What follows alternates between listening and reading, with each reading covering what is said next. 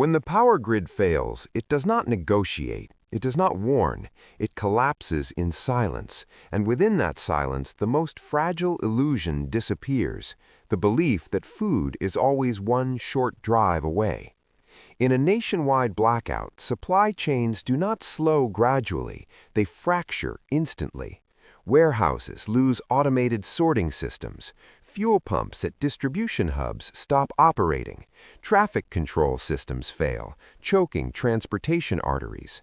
Refrigerated trailers lose active cooling unless generators are immediately engaged, and even then, fuel becomes a limiting variable. Within hours, grocery inventory shifts from abundance to exposure, and 5 specific foods vanish first, not because of rumor or hysteria, but because of infrastructure physics, microbial biology, and logistics mathematics. The first to disappear is fresh bread. Modern grocery systems operate on just-in-time delivery models, minimizing storage overhead. Most stores carry only a few days' worth of baked goods. Industrial bakeries rely on electrically powered mixers, proofing systems, and conveyor ovens running continuously. Once the grid drops, production stops immediately. Even facilities with backup generators rarely prioritize full baking capacity because fuel must be conserved for security and refrigeration. Meanwhile, consumers instinctively seek high-calorie, ready-to-eat carbohydrates. Bread represents immediate energy without preparation. Within 24 hours of a sustained blackout, shelves clear. The misunderstanding is believing scarcity begins at farms. In reality, it begins with distribution dependency and thin inventory buffers. Historical disaster data repeatedly shows bread depletion within the first day of major outages. The survival implication is direct. Foods with high turnover and short replenishment cycles disappear first, regardless of national grain reserves. Next is refrigerated dairy, milk, yogurt, eggs. People assume refrigeration buys time, but refrigeration is an active system, not a passive one. It continuously removes heat using compressors powered by electricity. Without power, internal case temperatures rise steadily toward ambient levels. Once temperatures exceed safe ranges for more than 2 hours, bacterial growth accelerates exponentially. Retailers facing prolonged outages often discard dairy to avoid foodborne illness liability.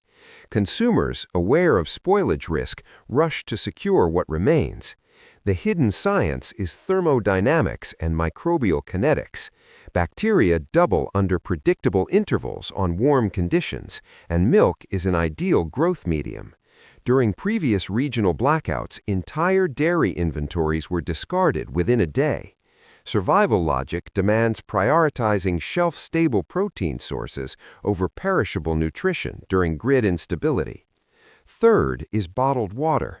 Many believe municipal water will always flow, but distribution pressure relies heavily on electrically powered pumps. Treatment plants often have generators, yet those require diesel resupply that depends on functioning transport networks. If pressure drops or contamination risk increases, boil advisories follow, impossible to follow without power for electric stoves. Households with electric well pumps lose direct access immediately. Bottled water becomes both hydration and psychological security. However, retail storage space limits stock. Warehouses optimize for turnover, not catastrophe reserves. In numerous documented outages, bottled water disappears within hours. The issue is not total water absence, but loss of trust in continuous delivery. Infrastructure fragility triggers rational consumer response. Fourth is canned, ready-to-eat proteins. Tuna, beans, soups vanish as households shift from convenience purchasing to caloric preservation thinking. These items require no refrigeration and minimal preparation, making them tactically valuable in grid-down scenarios. The misunderstanding is assuming long shelf life equals abundant availability. Shelf space is finite, and emergency demand multiplies instantly. Behavioral economics shows that once perceived scarcity crosses a psychological threshold, purchasing behavior becomes front-loaded. People buy weeks of supply in a single trip. Local depletion occurs even if national warehouses remain stocked. The lesson is that accessibility collapses faster than production capacity. Fifth is infant formula. Its disappearance is driven by vulnerability concentration and centralized manufacturing. Unlike most foods, formula cannot be substituted easily without medical risk. Production facilities are limited and tightly regulated.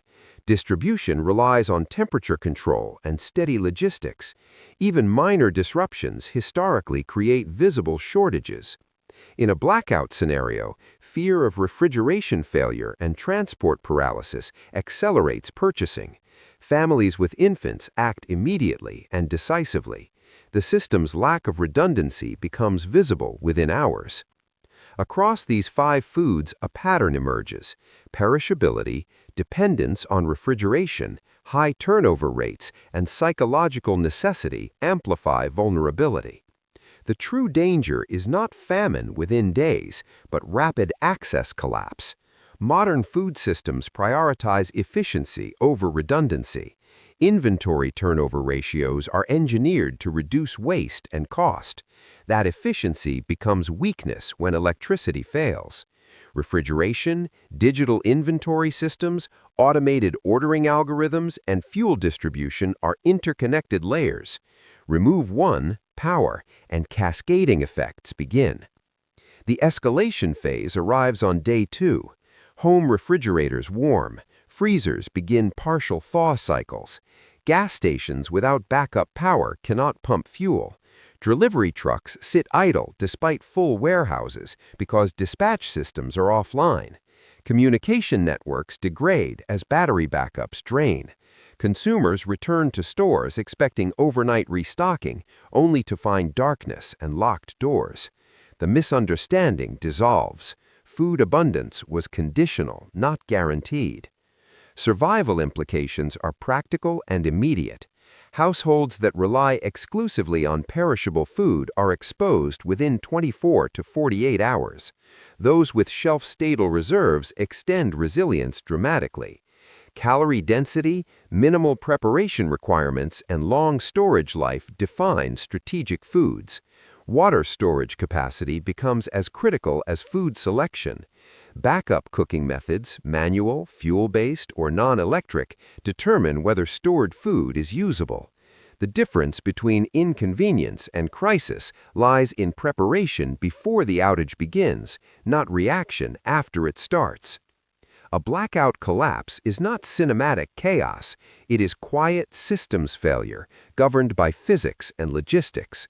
The foods that vanish first reveal where dependency was greatest.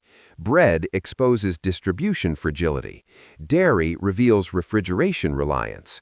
Bottled water highlights infrastructure trust. Canned proteins demonstrate behavioral surge. Infant formula exposes supply centralization. Together, they form a map of systemic weakness. Understanding this pattern transforms fear into strategy. Preparation is not hoarding, it is buffering against predictable mechanical failure. Electricity is the backbone of modern food security. When it disappears, time compresses, choices narrow, and availability shrinks faster than most people imagine. The collapse of shelves is not a mystery. It is mathematics unfolding in real time.